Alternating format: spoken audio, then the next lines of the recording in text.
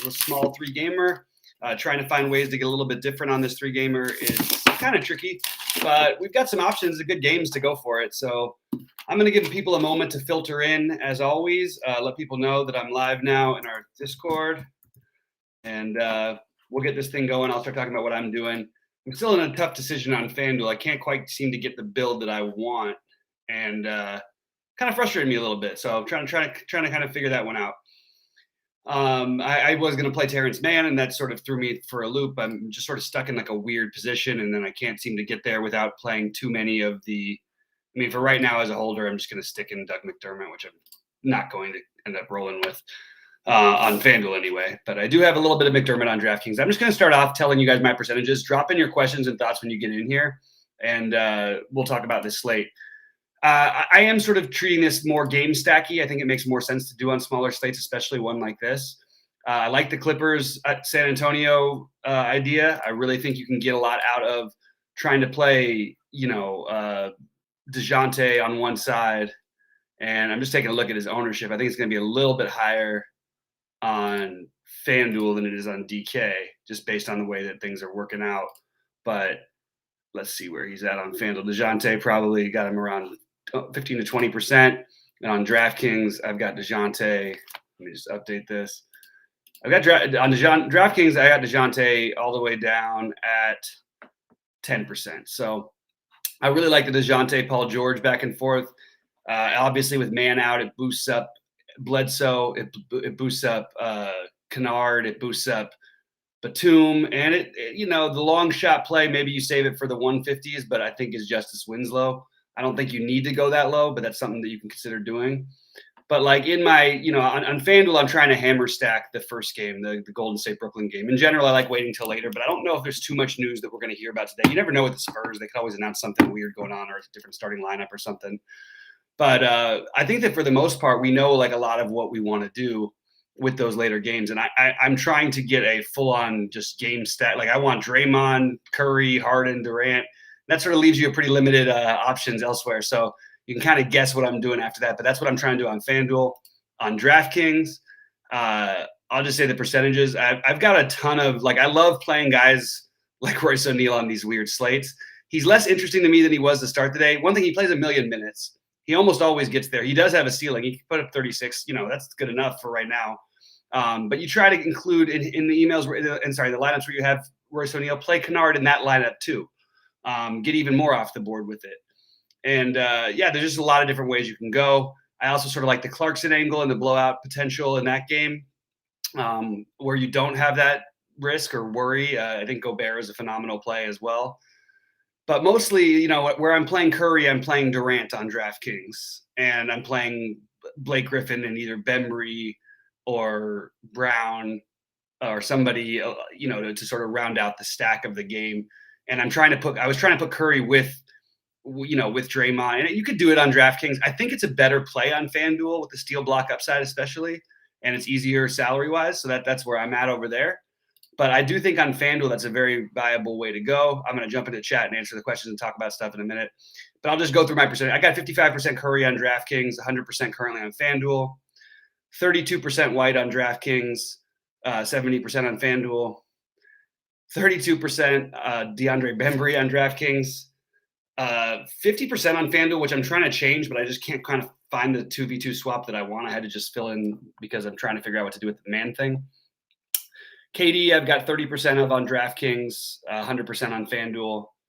Blake Griffin, I've got 50% on DraftKings, 50% on FanDuel. Clarkson, I've got 40% on DraftKings. I know it's a, maybe more volatile play, but this is a good spot to make that volatile play, in my opinion, and the right kind of slate to do it on. 45% Batum, 40% Reggie Jackson, Eric Bledsoe, 40%, Kennard, 40%. Sort of get the idea of what I'm doing. 50% Mills and 30% Zubac, who I just sort of got onto a little bit heavier. I actually think that you might see a little bit of you could see a game from Zubac. I would like to get a tiny bit of exposure, which I don't currently have right now, but I don't have as much Hartenstein on DraftKings, which is kind of weird because it seems like it'd make more sense, but because he's 4K on FanDuel. I actually think it's not, because the way the value works, it actually is better on FanDuel. But And I've got 35% DeJounte Murray, 35% Paul George, basically all of those in the same lineups together.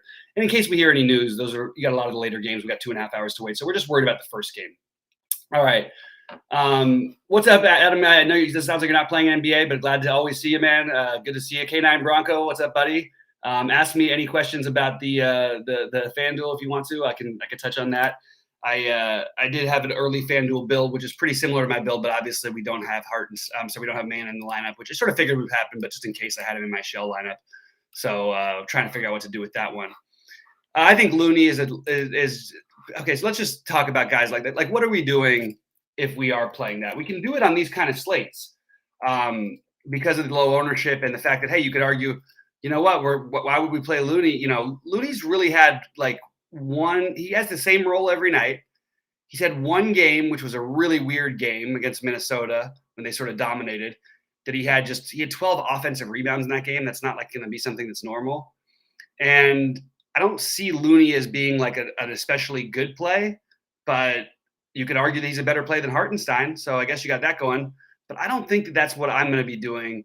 I think it's fine for large field stuff. I just don't have a whole lot of interest. There's not really a whole lot of reason for Looney to even end up on the court. The way Brooklyn plays is naturally going to make Golden State play the way they want to play, unless, I mean, they're bigs with Aldridge and Blake Griffin. You really don't need bigs to play against those guys.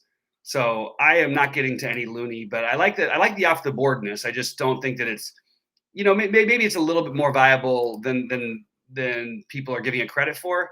But I don't think it's any sort of there's no way like Looney had the one crazy weird smash game, and he'll have like 2 of those a year. So I would put him around, you know, to have, you know, even to get to 20 fantasy points is always a struggle for a guy like him, especially against a team that doesn't play big because they really don't have any purpose to play him. They can just play Draymond at the 5. So I don't think I think Looney is a worse play than Eubanks.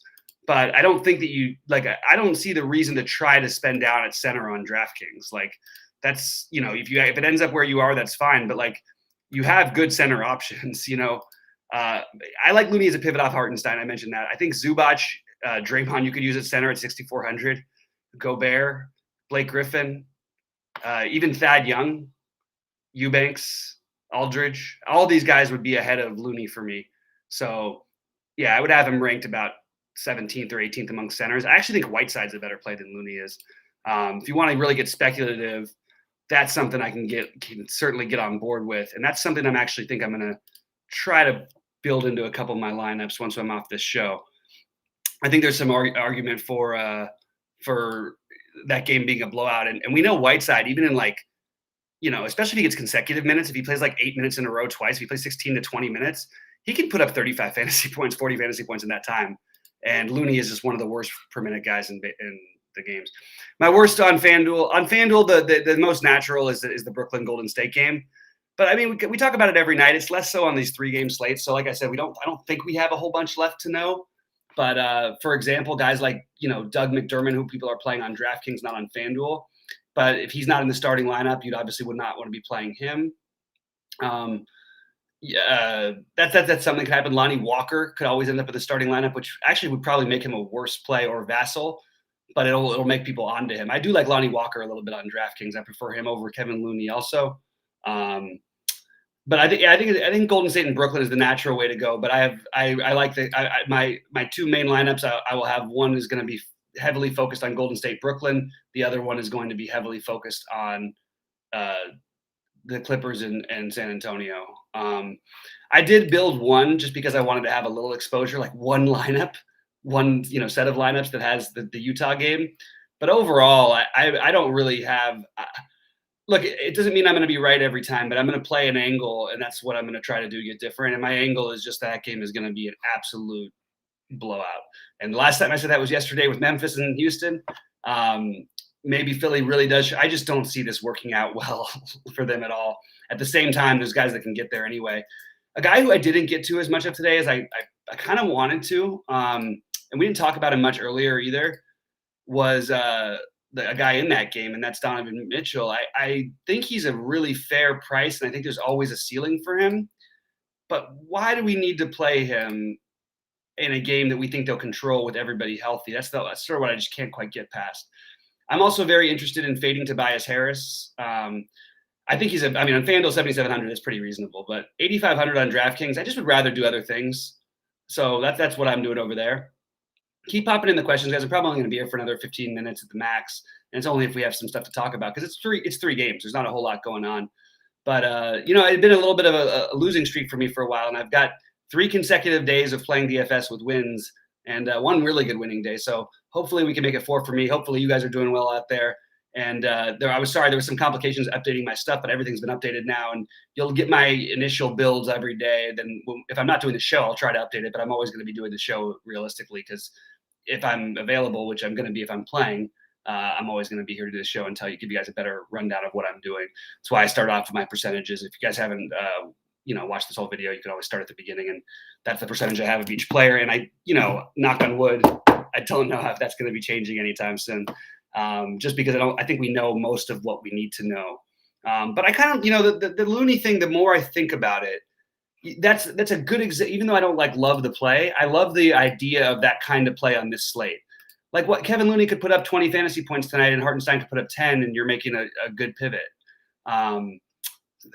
There's no reason why Hartenstein couldn't put up 10. Playing Royce O'Neal is my version of that, except for Royce O'Neal. The difference between he and Looney is Royce O'Neal is going to play even in a blowout, Royce O'Neal is going to play 30 minutes, at 30 plus minutes, unless they're up by 40 early. That's not going to happen. That's a blowout that I don't plan to predict. And Royce O'Neal, basically every game, with the exception of one, I would take tonight out of his last 7. So he's my my lower owned cheapo guy. Jordan Clarkson's not cheap, but he is close enough, and he's not going to be very owned tonight. I love him in that blowout angle. You could even play him with Royce O'Neal in that blowout angle, sort of play that. Patty Mills, I like that he's getting, I think it's smart that people are owning him less than he was projecting for. I had him looking at some sites that people thought he was in 75% earlier on. I think Patty Mills is an excellent play. I would love him as a tournament play, but if you're going to be 50+% owned, it's hard to do that when you're just a shooter. I mean, he put up 38 fantasy points in the last game, which is awesome. Obviously, that's incredible for 3,800. But he was 9 for 12 from 3, and he played 31 minutes, his season high in minutes, tied for a season high in minutes. He's played 32 minutes in other games, 30 minutes in other games where he hasn't put up more than 13 fantasy points. So even if he plays a ton of minutes, which is no guarantee, it doesn't mean that he's going to get there. I do happen to like the way this matchup sets up for him, and they're going to need to score to keep up with Golden State. I also think the spread in this game is funny. My first instinct is this is where we should be betting on, if you're just a regular straight bettor, bet on Golden State to win this game. Take the 3 if you want it, just so you can, if they lose a close one late, you can still have outs or whatever. But I really like Golden State in this game. And sure, it could be wrong, but I don't know. It feels like it feels like a misline to me. I feel like this game should be at worst even. And it's a 3-point favorite. I just don't see why that's the case. Brooklyn has played well lately, and Golden State's had a cake schedule, but they're beating the hell out of everybody. And I don't know. I'm just not into that. I don't like Doug McDermott on FanDuel. No, I do not. I just said I fill in. You guys, I just said I'm using Doug McDermott to fill in the spot while I'm doing the show that Terrence Mann was in. That's what I said. I do not like Doug McDermott on FanDuel. There's always a chance he could get there, but no, I do not like him. I'm just going to take a quick look at his ownership. I don't think he's going to be owned at all on FanDuel, but let's see. Yeah, I've got him around 5%. But yeah, I mean, look, he fits the mold of a guy who could get hot, but getting hot even on FanDuel, you have to do so much. I mean, I don't know. He just doesn't. There's very little. There's no steal block upside at all. Just doesn't fit the mold of the kind of guy you want to try and go out of your way to play. Will he end up in a lineup or 2 of mine? Maybe in a long shot tournament. I could see doing that, but not a guy I'm particularly high on. I think I would almost rather play Lonnie Walker at 200 more than I would him, but I don't really think you need to play either of those guys. Okay. Let's see. Anything else, guys? I know looks like we got a bunch of people in chat, which really has been good, by the way. We've had a good chat going for the NBA season. It's going to be great. We've got a big slate tomorrow. Draymond did get hurt in that Looney smash game, but also there's just fluky games. If you're playing against Karl Anthony Towns, I've said this every year. If you look at who bleeds the most offensive rebounds in the NBA, since Andre Drummond is no longer a starter, although he's starting tonight, nobody is even close to Karl Anthony Towns. He'll try to block shots and leave his man. He'll sometimes, like he did the other night, just walk away from a play. Just walk away. Your guys are going to get rebounds, and that happens. So he's going to leak offensive rebounds. Looney's done a great job of offensive rebounding this year and still is averaging, 13 fantasy points a game, 12 fantasy points a game. And while we say, oh, we like centers against Brooklyn, he's not really in anything. He's just on the court. And he's going to try to rebound. That's it. Yeah, but I do appreciate that incredible Cal, Kai, sorry. I thought it said Cal. I thought it was like Cal, I thought it was like the Drogo from Cal Drogo from Game of Thrones.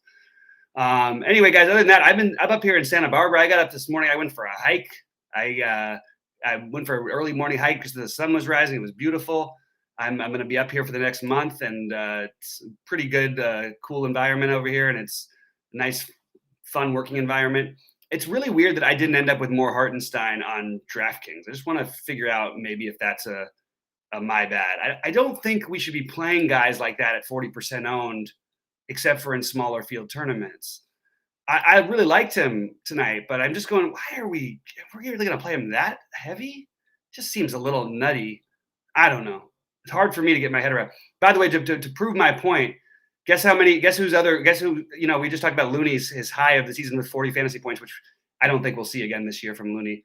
I don't know if you'll ever see it again from him, to be honest. And I'm a UCLA guy. I like him, but Hartenstein, season high, 39.5 fantasy points. Guess who that was against? Minnesota. If you look at all these big men, you're going to see that trend spot over and over again. We want to take advantage of that. Top 3 Clippers on FanDuel for value. Good question. That's a really good question because the Clippers, that's where the value's at. So, I mean, I love Paul George separately from value. Obviously, that's not a value play. I am playing Hartenstein in my main lineup on FanDuel right now because he fit in a spot that I wanted someone cheap. But I don't mind. I don't know that I'm going to stick with that. The truth is the value on FanDuel isn't so stressful. I don't know. It's a tough value question to answer because nobody's a real value play. They're all expensive over there, but they're all playable.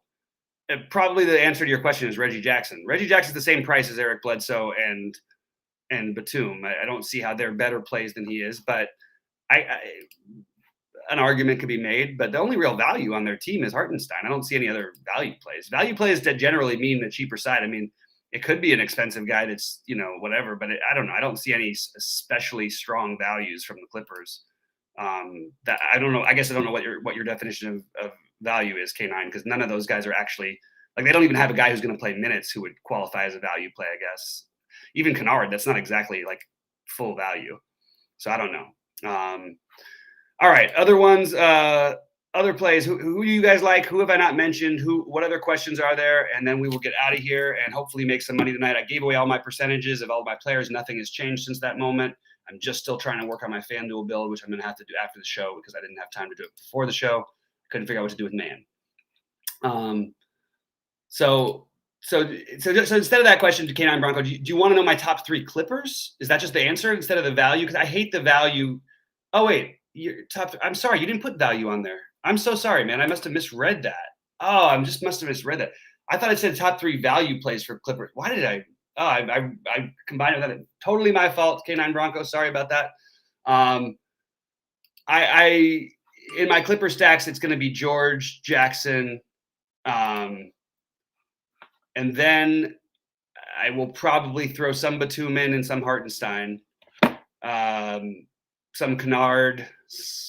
I mean, some of each of them, but I think George, Jackson, and Hartenstein are my most popular. Unfortunately, they're the most popular.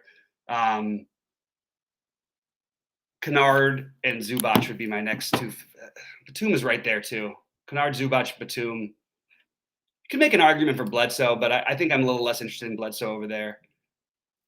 It feels a little bit thin at 6K when you've got Jordan Poole at 5,700, when you've got his teammate Reggie Jackson at 6K. With that being said, he's been really good lately, but I don't think we can necessarily count on that same production. He's very up in the air. It is a good matchup for him because you get the extra guards out there. He'll get more minutes. San Antonio plays actually at a pretty quick pace this year. So it's a good spot. But yeah, this is what happens to me sometimes when I get confused. I read one thing and I'm trying to correct K9 Bronco about what does that even mean, and I was the one who was wrong. I love that, Sheets. I love it. I appreciate it, man. Let's get it. I hope you're right. And 5 today and 6 tomorrow, I'll take it. I will absolutely take that all day long. So All right, guys, fire in any more thoughts, any other questions. Um, I do think I'd like to get a little bit of exposure to some of the nonsense. I mentioned Royce O'Neal as my weird, sneaky nonsense play. I like that because he's got no ownership. I wish Hartenstein he's going to be way too owned. I'm showing very low ownership on Bembry, and that seems a little strange to me. I know it's even like it's a little thin of us playing him anyway, but I thought I was going to be playing a chalky guy that I didn't want to play. Now that I see him with no ownership, they have a bunch of other things they could do. We could see a bunch of Javon Carter. There's a weird play you could maybe get behind is Javon Carter on DraftKings at 3K. I mean, he's not going to get you much more than 20, but there's a chance. Yeah, man, that is kind of interesting though that Bembry is not projecting at all to be owned. I don't really know what else they're going to do unless they just play a really tight rotation. I do think Javon Carter is kind of interesting. That's the one I'm going to have to look at and maybe look to see to get in my lineups. I don't currently have him in, but I think I might get a little bit of exposure. Guys that I'm fading, I've sort of mentioned. I have, I think, 1 out of like 50 lineups with Tobias Harris on DraftKings. I have 0 with Andre Drummond. I have a few with Korkmaz, couple. I've got no Maxey. I've got no Curry, who, by the way, that's the only one. The way that they're probably staying in the game is Curry getting hot. I really think the Jazz are going to beat the hell out of them. I have no Conley, very little Mitchell, like 15%, which I think worries me, but I'm going to roll with it. I might even end up less. Royce O'Neal, I'm way over the field with like almost 40%. And Gobert, I'm right with the field at 30%. But then I'm 40% Clarkson, who's currently projecting to be 9% owned. So that's my getting a little different over there. It sounds like Sheets has 0 Harris on DK, but the thing is, everybody's playing him on FanDuel. I'm actually have him out of my main lineup. I'm trying to figure out if that's not a bad idea. I gotta work on that one. I can't get a build on FanDuel that I quite liked before the show because after I saw that Man was out and I like to revisit my things, I was fiddling around with so many things. I just couldn't get one that I fully signed off on. I wanted to get the Brooklyn Golden State stack, but not have all the chalk in it. And it's kind of hard to do that. The weird part is the guy who's really getting overlooked today is, I mean, in terms of what projected ownership I'm looking at, is Curry. Curry on DraftKings being 20% owned. I'm at 60 almost. I love Draymond, but I ended up sort of deciding to go with him a little more on FanDuel, for what it's worth. I initially was more interested in Poole than I am now. And it is weird that they are deep in their rotations for the Warriors. So it's not the worst idea that we're not playing all these other guys. But this does feel like a game they're going to come. Look, you know what? And the spread has dropped now by a half a point. Now it's only 2.5 for Brooklyn. So I really like Golden State to win that game. I actually thought about putting a parlay on Golden State winning that game and then Utah covering the 10-point spread. I actually think I would go 15 up to Utah. I would probably have considered doing that. Sheets is 80% Reggie Jackson. So Sheets, that's as you would say, that usually means that one of us will win. Actually, I do have 40% Reggie Jackson on DraftKings, and I don't currently have him on FanDuel. But again, I have to revisit my FanDuel builds because I didn't quite get to anywhere I wanted. Guys, drop in any more questions. Sheets, keep letting us know what you're doing. So I'm sure that people appreciate it. But Sheets, I'm on our main thing. I really like this DeJounte running it back with Paul George. By the way, the Clippers have been great defensively this year, really, really great. But losing Terrence Mann and then throwing in Bledsoe, who's definitely over the hill, even though he's historically been a good defender, and Reggie Jackson, I mean, who's going to guard DeJounte Murray exactly? It's going to end up trying to be Bledsoe. Doesn't seem like a great idea. So I really like that combination of the Murray George and by the way, I like Bledsoe in that stack too. I have a bunch of just 1 or 2 guys from the first game lineups, and then I have also lineups where I have 6 or 7 guys from the first game. So it's really, really weird. I'm just playing heavy on the game stacks tonight. I think it's a really good way to go. Although even on a 15 game slate last night, one of my game stacks did have 7 out of 8 in one game. It just didn't. You're always praying for that one, the overtime, or at least down the stretch that game's close, and you get back and forth between your guys. But other than that, guys, I think I'm basically going to be out of here in just 2 minutes. So I'll give you a couple minutes to pop in any more questions. I don't think there's a whole lot more for me to cover. three gamer. I don't want to maybe over talk it. I know where I want to be.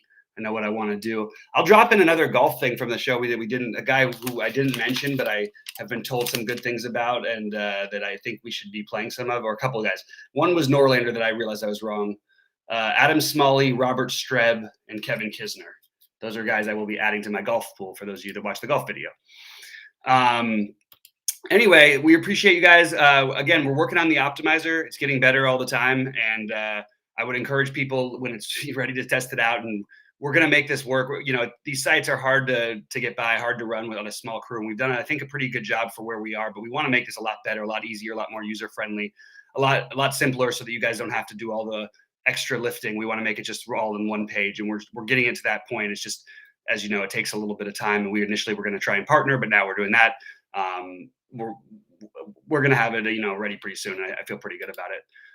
All right, guys. With that said, I think we're going to probably get out of here. Oddly enough, that the numbers keep going up of viewers in the room, so it almost makes me want to stay a little longer. But we got 2 minutes to talk about whatever you want to, whatever breakfast you had today. You can tell me anything. I'm just sitting here to listen. So don't really have a whole lot else to add from what I'm doing tournament-wise tonight. I just think be smart with your things. Make sure your guys are in the right places. Don't put make sure your guys in the bottom of your DraftKings lineups are not in the early games. That kind of nonsense is just always worth a little reminder. Thanks to you all for being here. For Bobby, for everybody at True, for Bobby, for Sheets, for everyone at True DFS. Thanks to you all, and we will see you guys soon. Big day tomorrow, and let's make some money tonight. Let's build up a beautiful little bankroll and start crushing. Good luck, everybody.